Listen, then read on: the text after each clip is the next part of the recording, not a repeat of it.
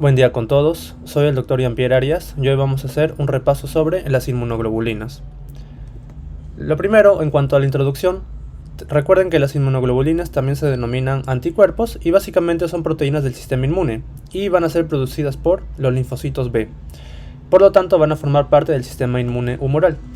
Y como podemos ver acá en la imagen, tenemos 5 clases de inmunoglobulinas: la G, la E, la D, la M y la A, que la iremos detallando más adelante. Y su función principal va a ser reconocer y neutralizar antígenos específicos, que ya lo veremos en unos momentos. Para entender bien al anticuerpo, lo que tenemos que entender de primera mano es la estructura básica por la cual está conformada. Para eso veámoslo en la pantalla en blanco. Un anticuerpo tiene una forma de Y en su estructura base, conformada por 2 cadenas. Esta vendría a ser las 2 cadenas pesadas, y adicionalmente tiene en su estructura 2 cadenas pequeñas que van a denominarse cadenas ligeras. Esta vendría a ser una cadena ligera, otra cadena ligera, y las de rojo vendrían a ser las cadenas pesadas, los cuales son 2, cadena pesada y cadena pesada. En otras palabras, el anticuerpo tiene 2 cadenas pesadas más 2 cadenas ligeras. Esa es la estructura base del anticuerpo y, como se dan cuenta, tiene una forma de Y. Ahora, también lo podemos dividir en 2 regiones. La región constante, que vendría a ser la base, todo esto se denomina la región constante, también denominado FC, y digamos los cachos o las colas del anticuerpo va a ser la región variable. Estos extremos, la región variable, o también denominada FAB. Y cada región por separado van a tener sus propias propiedades. Pero esto es lo de primera mano, lo que tienen que conocer, la estructura base. Ahora sí, volviendo con la diapositiva, tenemos lo mismo que les estaba mencionando. Acá tenemos la estructura de un anticuerpo. Ven, tiene 2 cadenas que son más largas, que son las cadenas pesadas, y 2 cadenas cortas, que son las cadenas ligeras, light chain y heavy chain, que bueno, por acá no dice. Pero estas son las cadenas pesadas. Y tenemos las 2 regiones, la región FC, que es la constante, y la región FAB, que es la variable. Como le dije, tienen sus propias características. Entonces, la región variable, que es esta que estoy acá encerrando, si se dan cuenta en la imagen, está conformada por ambas cadenas, la pesada y la ligera. Tiene ambas cadenas. Y contienen estas zonas que son las regiones hipervariables, que son las zonas de mayor cantidad de mutaciones y que le va a brindar una especificidad al anticuerpo. Por lo que esta región es la que determina el idiotipo de la inmunoglobulina.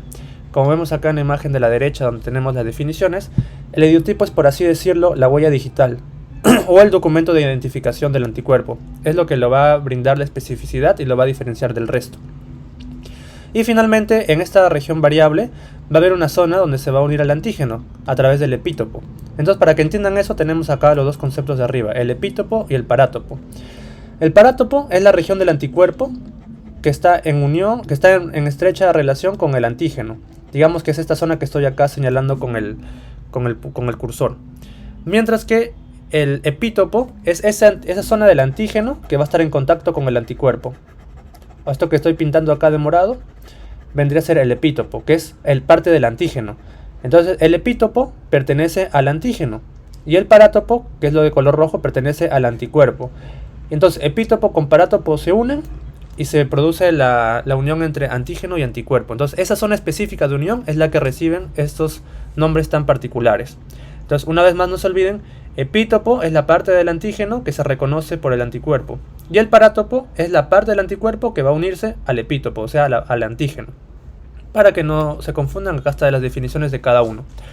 Y en la región constante, que es la parte de la base, lo que estoy mencionándoles acá, está conformada, si se dan cuenta en la imagen, solo por cadenas pesadas, ya no incluyen a las cadenas ligeras. Entonces acá, importante, solo cadenas pesadas, y van a determinar el isotipo de la inmunoglobulina, es decir, qué tipo de inmunoglobulina es. Como vimos en la diapositiva anterior, tenemos 5 clases de inmunoglobulinas, que lo pueden recordar con la mnemotecnia GAMDE, G-A-M-D-E.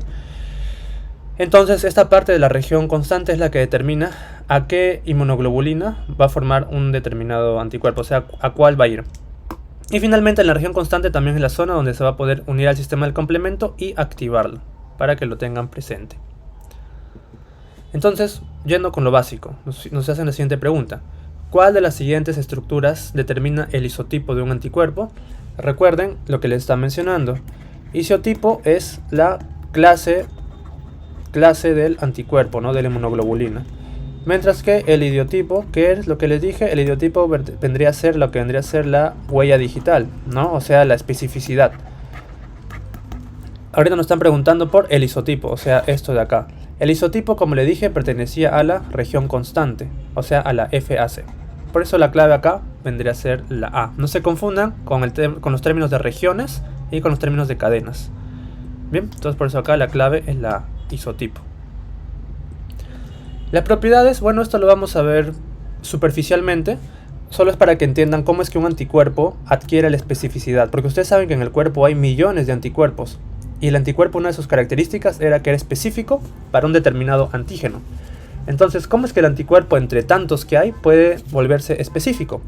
Tiene dos procesos o dos propiedades, la de diversidad y la de especificidad. La diversidad es un proceso genético que no depende del antígeno, es independiente. Mientras que la especificidad sí es un proceso dependiente de antígenos, o sea, que necesita la unión del antígeno para volverse más específico. La diversidad es cuando recién se está formando el anticuerpo. Acá, como podemos ver, tenemos una serie de regiones génicas de un determinado anticuerpo, en este caso de la cadena pesada. Y aquí lo que se va a producir es una recombinación entre estas regiones. Acá tenemos tres regiones, la V, la D y la J, que bueno, no es importante ahora detallarlas, simplemente estas son sus definiciones. Y estas tres regiones, la V, la D y la J, van a estar presentes en las cadenas pesadas, mientras que en las ligeras solo va a estar la V y la J.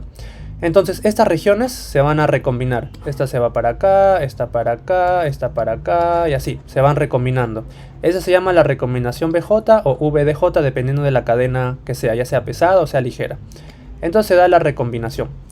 Y al darse la recombinación se va a dar un código genético único para ese anticuerpo.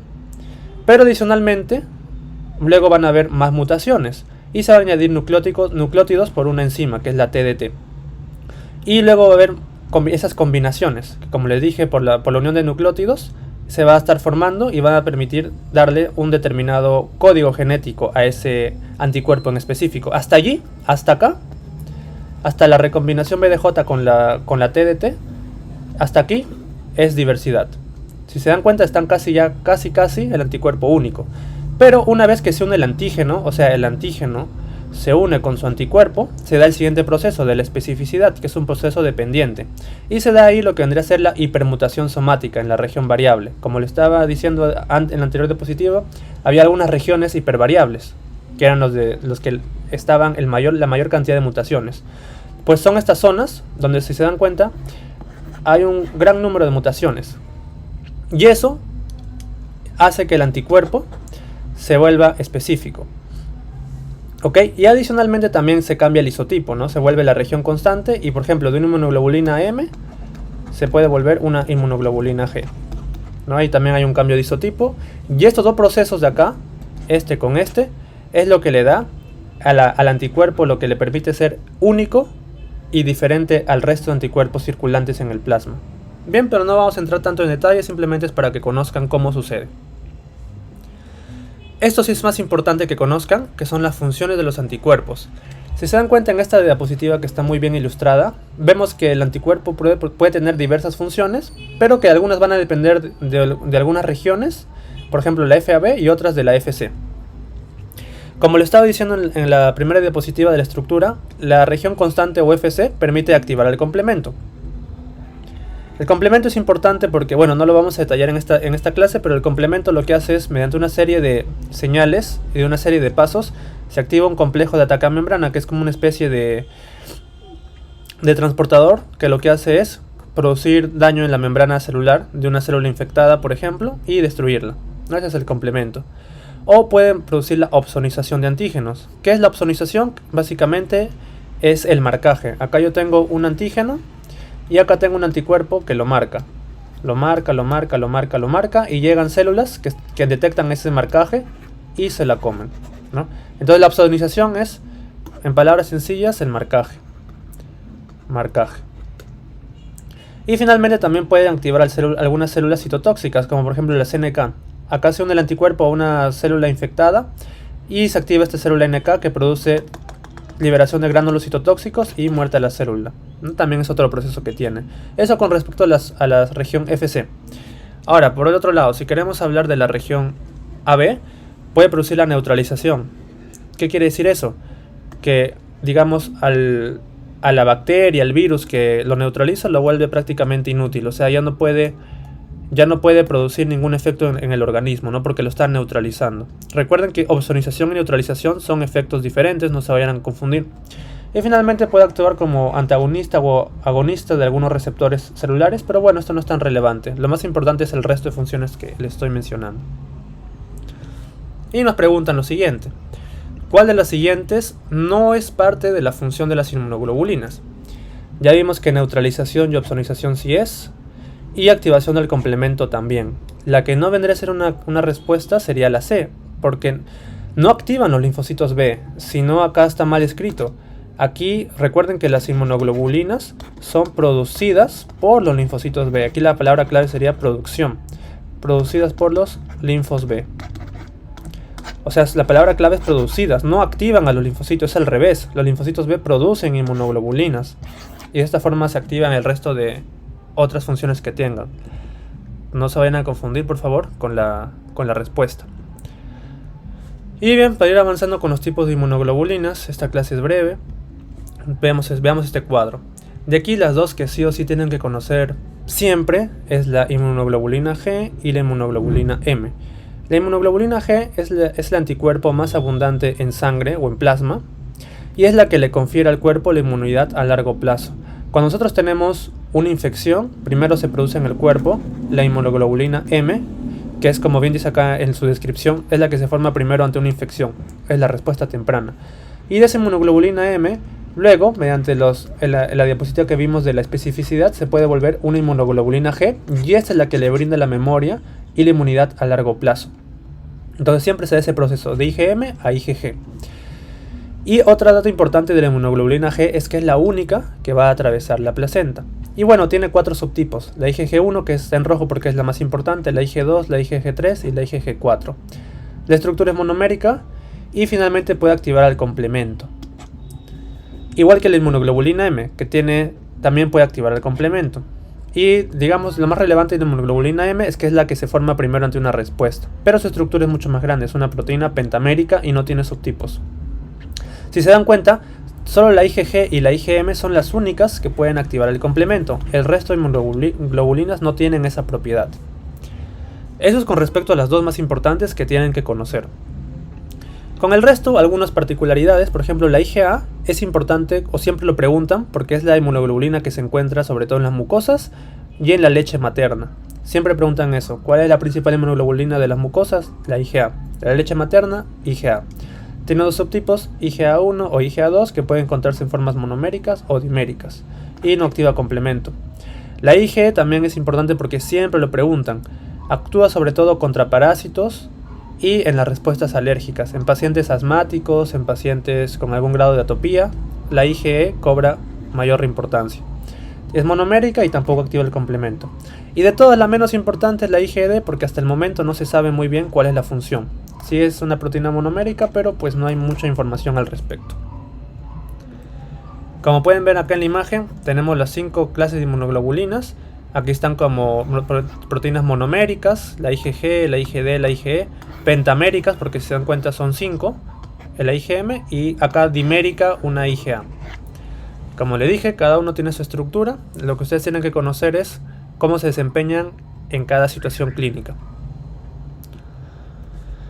Y acá la siguiente pregunta, que también es importante: ¿cómo es que el feto en desarrollo adquiere inmunidad?